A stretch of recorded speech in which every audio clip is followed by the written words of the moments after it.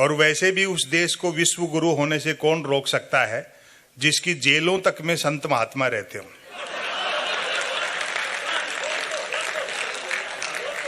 अब जितने लोग हैं उनमें तो आधे तो सुनने के लिए बैठे हैं और बाकी लोग उन आधों के लोगों के साधनों पर आए हैं, इसलिए नहीं जा सकते।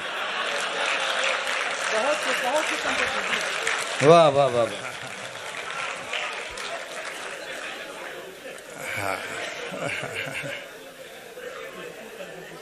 मैं शायरी या कविताएं नहीं लिखता, मैं नस्र कहता हूं, जिसको उर्दू में कहते हैं, हिंदी में जिसे गद्य कहते हैं और अंग्रेजी में जिसे प्रोज कहते हैं। तो समय है कम तो मैं ज्यादा कुछ पढ़ूंगा नहीं, थोड़ा बतरस कर लूं, 2-3 लघु कथाएं आपको सुना दूंगा। हम जिस दौर में हैं, एक तो जो से परिवार आए हैं उनका मैं विशेष आभारी हूं।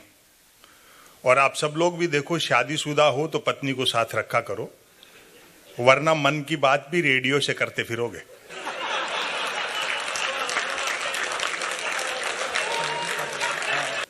वो पति ने डींग हाँकते हुए कहा कि मेरा बड़पन देख जो तेरे से बिना देखे शादी कर ली।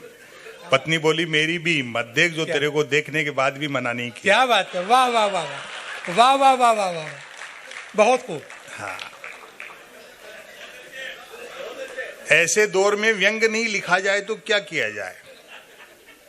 आरबीआई के गवर्नर हिस्ट्री से एमए हैं, वित्त मंत्रालय वकील साहब चला रहे हैं और प्रधानमंत्री की डिग्रियां प्रेस कॉन्फ्रेंस करके दिखाई जा रही है। इसी से आप समझ जाओ कि भारत फिर से विश्व गुरु बनने वाला है, लगभग आउटर पर खड़ा है। और वैसे भी उस देश को विश्व गुरु होने से कौन रोक सकता है जिसकी जेलों तक में संत महात्मा रहते हो।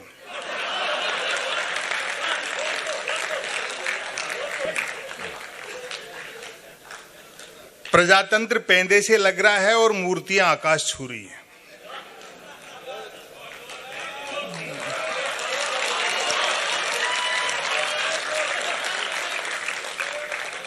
मुझे भी कई लोगों ने कहा कि साहब थोड़े बहुत इन दिनों आप भी पॉपुलर हैं, किसी चौराहे पे एक आध आपकी भी मूर्ति खड़ी कर दें, 1 लाख का खर्चा है। मैंने कहा तू 50,000 दे, मैं खुद ही खड़ा हो जाऊंगा। मेरे ये समझ में नहीं आई कि नेहरू का कद छोटा करने से पटेल कैसे बड़े हो जाएंगे। जिस सरदार सरोवर के तट पे दुनिया की सबसे ऊंची मूर्ति लगाई गई सरदार पटेल की, आप लोग थोड़ा पढ़ो, समझो, सीखो और अपने को बच्चों को बताओ।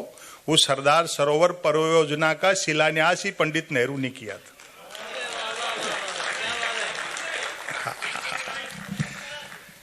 4 साल से केसिट बज रहा है, 4.5 साल से। पेट्रोल डीजल हमारे वश में नहीं है, रुपया अंतर्राष्ट्रीय कारणों से गिर रहा है, महंगाई, बेरोजगारी, भ्रष्टाचार के लिए कांग्रेस जिम्मेदार है, बाकी सारी समस्याएं नेहरू छोड़ गए।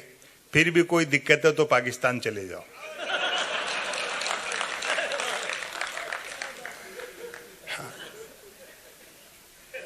भ्रष्टाचार वगैरह ये सारी चीजें अपनी जगह हैं इस देश में।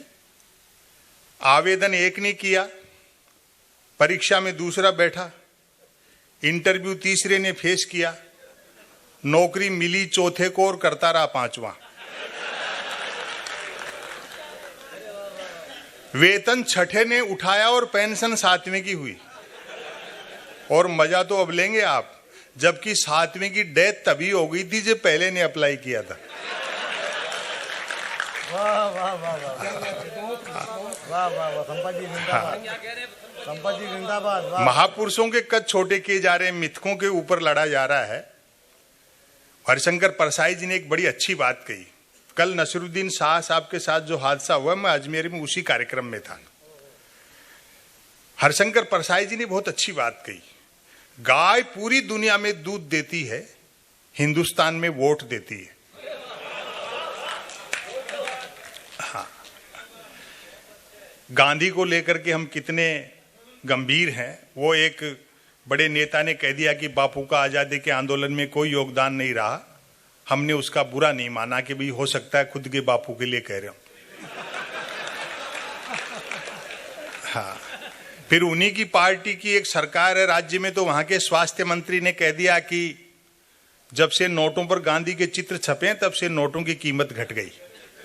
यही भारतीय प्रजातंत्र की खूबसूरती है कि शारीरिक और मानसिक रूप से बीमार आदमी भी स्वास्थ्य मंत्री बनाया जा सकता है। फिर एक सज्जन ने कहा, जो पार्टी के अध्यक्ष हैं, कि गांधी एक चतुर बनिया थे। मूर्खताओं से इस देश में बड़ी चहल पहल है। आपको ध्यान होगा, बाबा रामदेव पर जब लाठीचार्ज हुआ रामलीला मैदान में, तो भाजपा ने राजघाट पर धरना प्रदर्शन किया था और आज की विदेश मंत्री आदरणीय सुषमा स्वराज जी ने उस धरना प्रदर्शन में डांस किया।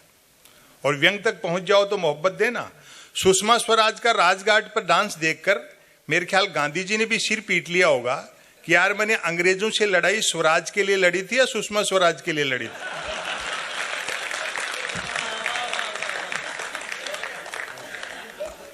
प्रधानमंत्री की डिग्रियों पर सवाल उठे, हालांकि ये मुझे अच्छा नहीं लगा। भाई, जब सैटेलाइट लॉन्च होकर के अपनी कक्षा में स्थापित हो गया, धरती के चक्कर काट रहा है, फिर क्यों डिजाइन पे बहस कर रहे हो? बहुत अच्छे साहब, बहुत अच्छे, वाह वाह वाह वाह। और वैसे भी डिग्री से अनुभव बड़ा होता है। मैं ऐसे कई को जानता हूं जिन्होंने एजुकेशन लोन लेकर आईआईटी की थी, फिर उस लोन को चुकाने के लिए उनको आईटीआई करनी पड़ी। हालांकि बाद में पार्टी के दो बड़े नेताओं ने बाकायदा प्रेस कॉन्फ्रेंस करके प्रधानमंत्री की डिग्रियां दिखाई, तब जाकर के विरोधियों के मुंह बंद हुए कि हमारे प्रधानमंत्री ने न सिर्फ एमए कर रखा बल्कि बीए भी कर रखा है। अभी एक मित्र पास में बैठे, वो पूछ रहे थे कि आप प्राइम मिनिस्टर इतने पढ़े लिखे हैं तो मैट्रिक भी करी रखी होगी। बहुत अच्छे साहब, वाह वाह वाह वाह वाह। आजादी के बाद ये पहला मौका है जब हम देखते हैं मीडिया का एक बड़ा भाग दिखता दिए के साथ है लेकिन है हवा के साथ। वाह वाह वाह वाह। गलती सरकार करती है और मीडिया सवाल विपक्ष से करता है। प्रधानमंत्री कदमताल भी करते हैं तो मीडिया उसको मार्च पास्ट बताता है। वाह वाह वाह वाह वाह। वो टेलीविजन चैनलों पर आप बहस देखते हो, अमूमन 4 जन भैंसी आते हैं, जैसे किसी जमाने में अवध के नवाब मुर्गे लड़ाते थे। एक मुद्दे का समर्थक, दूसरा मुद्दे का विरोधी, तीसरा बुद्धिजीवी दोनों को हड़काने वाला, और चौथा एंकर तीनों को भड़काने वाला।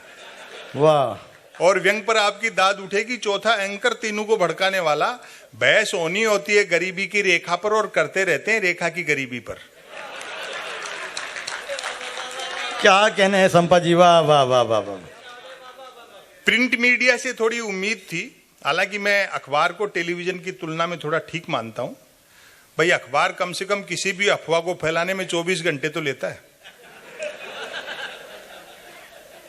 लेकिन आत्मविश्वास गिर रहा है।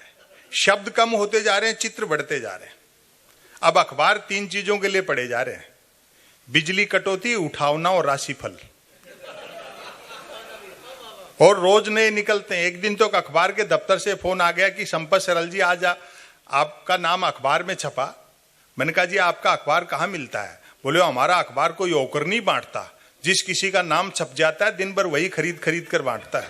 बहुत अच्छे साहब, वाह वाह वाह वाह वाह वाह। तो ऐसे दौर में बैठ करके आप कविता और शायरी का आनंद ले रहे हैं। समय की अपनी सीमाएं हैं, 2-3 लघु कथाएं आपको सुना देता हूं। स्वागत है, स्वागत है। हाँ। प्रतिशोध बदला। हालांकि समय के हिसाब से चीजें बदलेंगी। आज भी देखो कितनी लंबी लंबी यात्राएं करके लोगों को आना पड़ा है। ये थोड़े दिन रहेगा जब तक बुलेट ट्रेन नहीं चल जाती। हाँ, सुनते हैं कि उस बुलेट ट्रेन का किराया भी कम होगा और वो सवारियां लेने भी घर घर जाएगी। हाँ, और प्रधानमंत्री ने बड़ा गुजराती दिमाग लगाया है। अच्छा, विकास का गुजरात मॉडल भी अब समझ में आ रहा है ना, कि आप न सिर्फ 1 करोड़ रुपया 59 मिनट में लोन ले सकते हो, बल्कि 59 करोड़ रुपया 1 मिनट में लेकर भाग भी सकते हो। हाँ हाँ, व्यापार कितना आसान हो गया साहब। मैं तो अभी पिछले दिनों दवाई लेने गया मेडिकल की दुकान पे, तो संयोग से उस दिन धनतेरस थी। उस मेडिकल वाले का सेंस ऑफ ह्यूमर अच्छा था, मेरा परिचित था। बोले, आज दवाई? मैंने कहा 2 कारण है। एक तो आज धनतेरस है तो कुछ ना कुछ खरीदने का रिवाज है। और दूसरा, पूरे बाजार में आज के दिन आप ही के यहां सबसे कम भीड़ थी। तो मजाक पे उधर गए, बोले यार सच कह रहे हो, अच्छा रहता हम आज अपनी दुकान पे एक दिन के आगे थोड़े बर्तन लगा लेते तो हमारा भी थोड़ा बिजनेस ठीक हो जाता। 10 दुकान छोड़ करके एक सिंह साहब है मेडिकल वाले, वो तो दीपावली पर पटाखे बेचते हैं। मैंने कहा सिंह साहब के पास पटाखे बेचने का लाइसेंस है क्या? बोलो लाइसेंस ही पटाखे बेचने का है, बिना लाइसेंस के दो दवाई बेच रहे हैं। बहुत अच्छे साहब, वाह वाह, एक बार जोरदार तालियों से स्वागत किया जाए संपत जी का। वाह वाह वाह वाह वाह, जिंदाबाद, वाह वाह। गुजरात के विकास के गुजरात मॉडल ने कितनी चीजें आसान कर दी साहब। एक सज्जन की 50,000 रुपए की कंपनी देखते देखते 16,000 गुना बढ़ गई, और आप कह रहे हो डेवलपमेंट नहीं हुआ। लेकिन अब आपकी तालियां उठनी चाहिए, लेकिन ऐसे खिलाड़ी को कौन आउट करे जिसके पिताजी एम्पायर हो।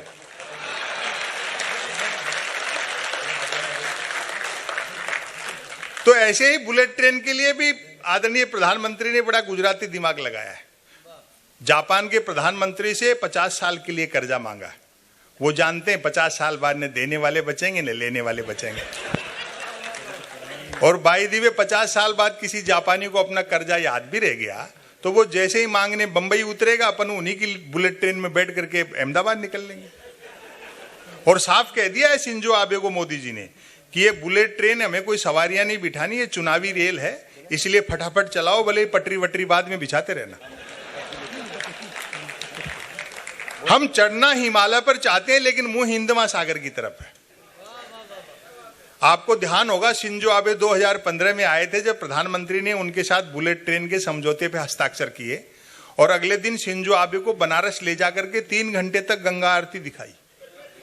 और व्यंग तक पहुंच जाओ तो तालियों से बताना। 3 घंटे तक गंगा आरती देखने के बाद शिंजो आबे बोले, मोदी जी जब आप लोगों के पास इतनी फुर्सत है तो काहे को बुलेट ट्रेन चला रहे? हाँ, 2 लघु कथाएं सुना देता हूं, वक्त कम है। प्रतिशोध, बदला। उसकी शादी हुए सप्ताह भर हुआ था। मैंने सलाह दी, दोस्त सिनेमा देखो, सैर सपाटा करो, पत्नी को लिए लिए क्या मंदिर मंदिर भटकते फिरते हो। उसने कहा, सुना है जोड़े ईश्वर बनाता है, बस उसी को ढूंढना है। क्या बात, वाह वाह वाह। साधु, रावण ने साधु का रूप धर सीता का हरण किया। अफरा तफरी में उससे उसका मेकअप बॉक्स यहीं छूट गया। जिन भाग्यशालियों के हाथ लगा, सब साधु बन टीवी चैनलों पर कथा प्रवचन कर रहे हैं। महल के मुख्य द्वार की दिशा में अपार जन समूह का शोर सुन राजा राम ने लक्ष्मण से प्रश्न किया, ये कैसी आवाजें आ रही अनुज? कौन लोग होंगे? नई आर्थियों की नीतियों के बाद में वैश्वीकरण का जो झुंझुना थमाया गया, उसके बाद जो स्थितियां हैं, ये कैसी आवाजें आ रही अनुज? कौन लोग होंगे? उत्तर मिला, भगवान सब अयोध्यावासी हैं। जब से राज्य में ग्लोबलाइजेशन आया है, प्रत्येक नागरिक धनुष बाण खरीदने को लोन लेना चाहता है ताकि वह भी सोने का हिरण मार सके।